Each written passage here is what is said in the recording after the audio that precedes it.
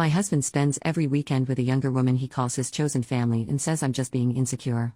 Meanwhile, I'm 8 months pregnant and getting ready for our baby by myself. My husband John and I are in our mid-30s and have been together for 8 years now. We've been through a lot of big life stressors. It has strained our marriage and we've worked hard in 2 years of marriage counseling to rebuild. I'm now 8 months pregnant. I'm feeling vulnerable, huge, hormonal, and tired. I'm the primary earner and workload has been a lot on top of the baby prep. I'm normally a very rational, independent, and sort of non-emotive person. I've never been jealous before. But my husband has a new female friend who I'll call Pam, and I'm now jealous and possessive. Even I find it weird.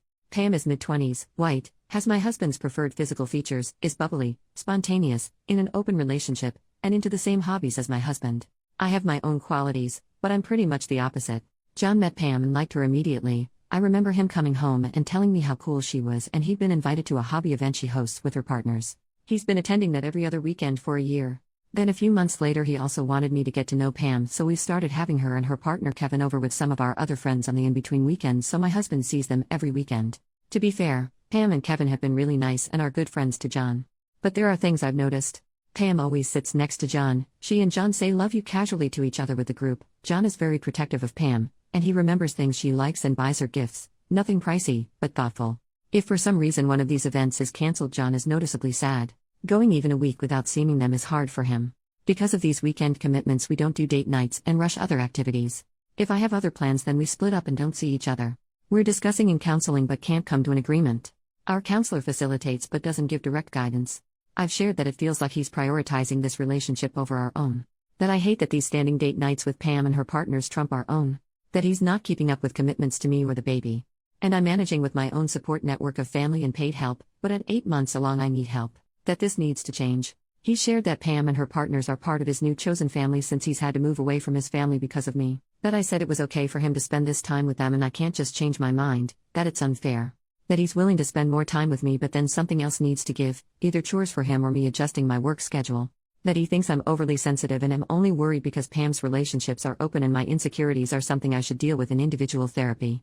I'm really not sure what a compromise looks like, and counseling seems to just cause us to entrench more. Wondering what advice anyone out there might have? Relevant comments. Commenter, how do you plan to handle the new upcoming baby? Have you discussed what your schedule will look like then? Since he is going to need to spend a lot of time caring for the child and your schedules will need to change. It seems like the thing to do is to start fresh and decide what things are going to look like once the baby is born. Since you are the primary earner, he should be the primary caregiver and you both will have less time for socializing. OP, we're going to take a break from social commitments for 2 months and then reevaluate, but he's likely to want to continue to see them at least every other weekend.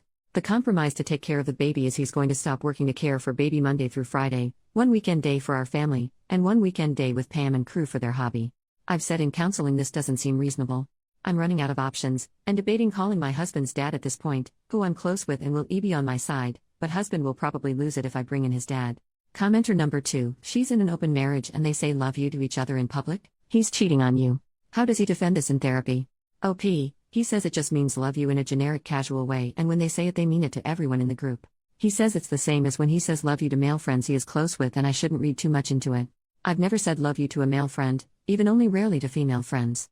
Commenter number 3, did you tell him it makes you uncomfortable? OP, I think my exact words were it's weird and I hate it while crying. The second trimester was a fun time. He chalked it up to hormones and we never spoke about it again. I haven't heard them say it in front of me again, but who know what they text or say when they're together. Commenter number 4, you're pregnant with his child? If his deadbeat ass wants to go have a new family, tell him to enjoy that and take him to the cleaners for child support. These gaming nights, is it Dungeons and Dragons or something similar?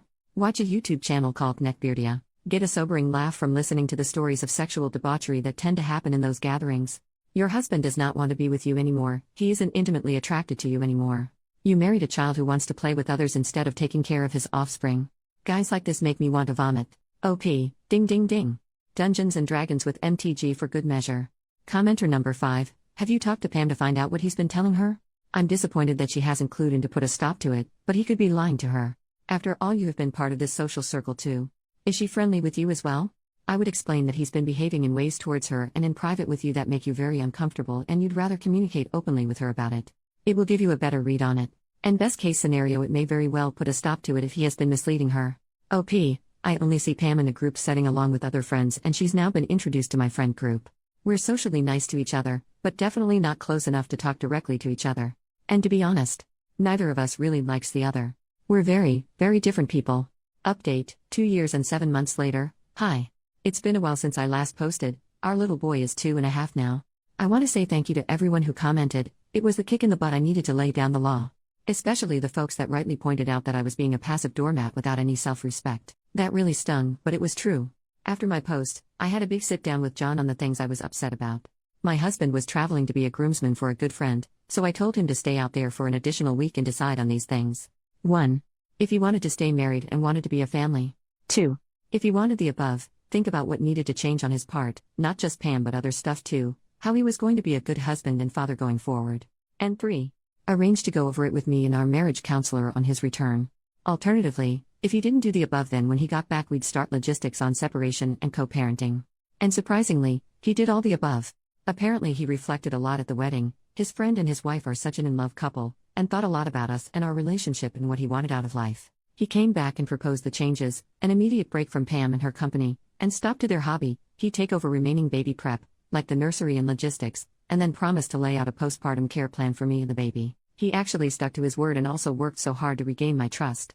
Then we had our son and my husband was over the moon in love. He and the baby have been inseparable ever since and have an amazing adventure-filled life with all the hobbies, baby swim, gym, soccer, co-op, and a great local parent community.